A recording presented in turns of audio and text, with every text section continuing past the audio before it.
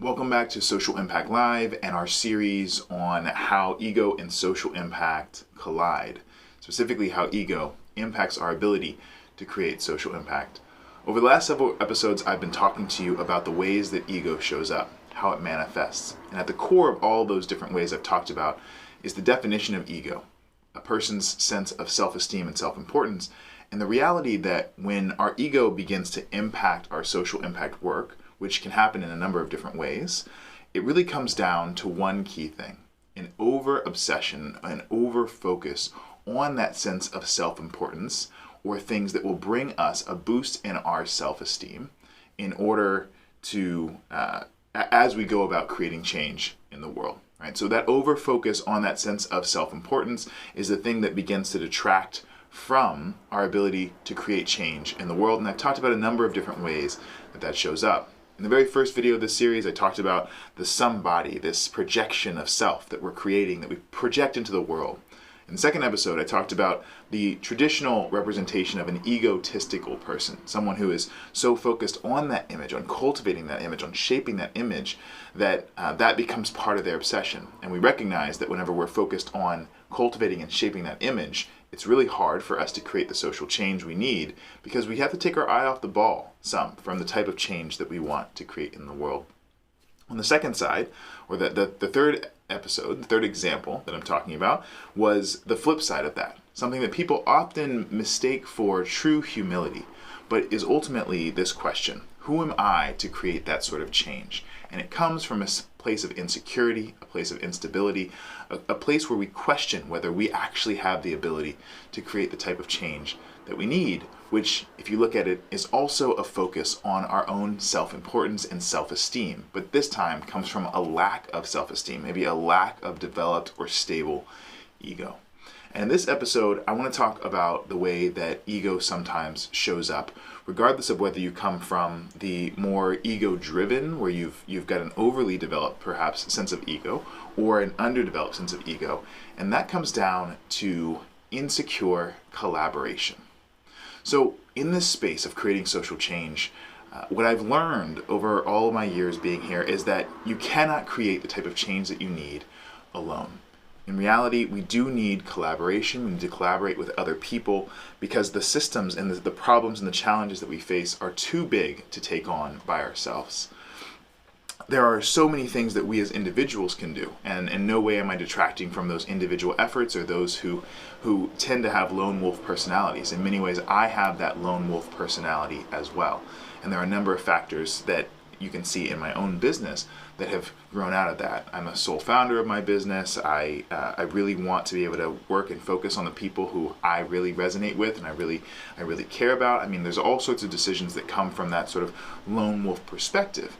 But at the same time, I've recognized that collaboration is key. It's a super important part of our ability to create change. And I've also recognized that when ego gets involved too much, it creates an insecure collaboration style. So what do I mean by that?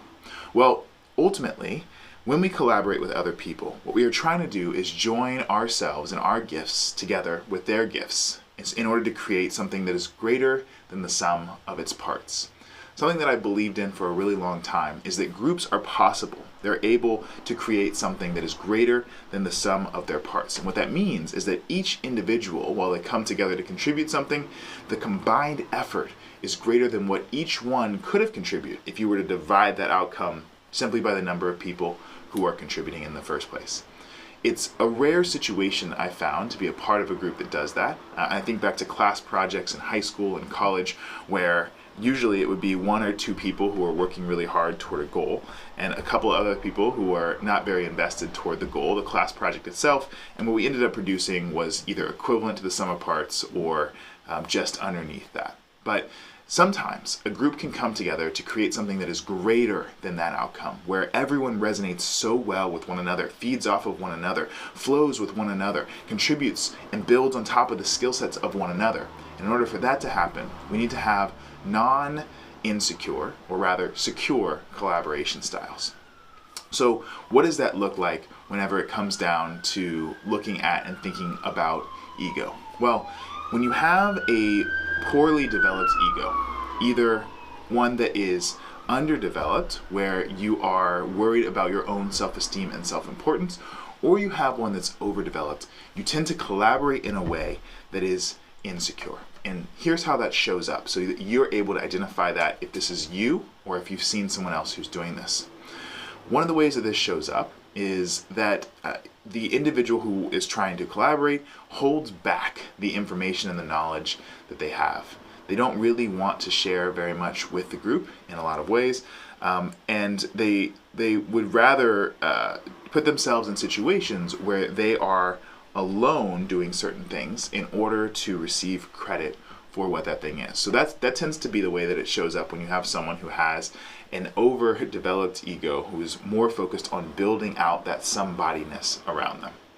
On the flip side, you have the insecure collaboration style that comes from low self-esteem or low self-importance. And what this tends to do is it tends to either pull back from the group. So someone doesn't contribute very much because they actually feel like they can't contribute that much. They don't have the knowledge, the skills, the resources. They can't find where their gift really resonates with the rest of the group. Or you see the flip side. You see flare-ups where someone is really trying to take credit for something that they've done because they feel underappreciated or undervalued. And that's sort of the unstable part of having an underdeveloped ego in the first place, an insecure and unstable ego style in the first place. Right? So those two manifestations, one where someone's not really sharing, but is trying to put themselves in a situation where they can claim as much full credit for the project or for the outcomes themselves as possible, and another where someone isn't really contributing, but they are either trying to claim and make sure that they get credit for the parts that they did contribute, whereas everyone else is just going about their work, or they're not contributing because they actually feel like they can't. Often that second version is masked by a sense of by some sort of wall where it's hard to communicate with that individual. They have other reasons for why they aren't interested in participating, why they don't want to participate. They may shoot down the project. There's all sorts of things that mask that insecurity in the first place, but often it is rooted in this sense of low self-esteem and low self-importance. And so all of these things come together, both of these styles come together to affect the impact, of course, that we can create. When we look at the outcomes we are trying to achieve, and we are trying to shift how a criminal justice system functions so that people have a path toward rehabilitation, people have a path toward restoration, people have a path toward remedying the issues that led to them committing some sort of crime in the first place, which often is rooted in poverty and other challenges of life associated with poverty. If we want to say we want to build a system that remedies that, having someone who wants to take all the credit themselves or having someone who doesn't want to contribute fully because they feel like they can't, as a part of that group, as a part of that collaboration, it definitely detracts from the ability for us to accomplish that goal, that big goal that requires more than the individual pieces involved. So these are a couple of the ways that ego shows up whenever it comes to the collaboration methodologies that we need to embrace to create social change. And what I'm curious about from you is whether you have been a part of a group where someone has shown one of these two tendencies, or whether you're identifying through this series that maybe there are some elements of this that exist within you. Are you struggling with detaching yourself from the somebody that you're trying to create? That's something that I know that I have, when I think of where I sit within these two, that's the side that I'm on more often than the other. I'm thinking, okay, well, this is the somebody I'm creating, and that somebody allows me to move through the world in a certain way, but it's so consequentialist. I'm focused on, well, if I build this, then I get to do that later, rather than being so dead set focused on the outcome itself that I can produce, that this part, this projection doesn't matter. When I let the projection go, I know that I'm better off.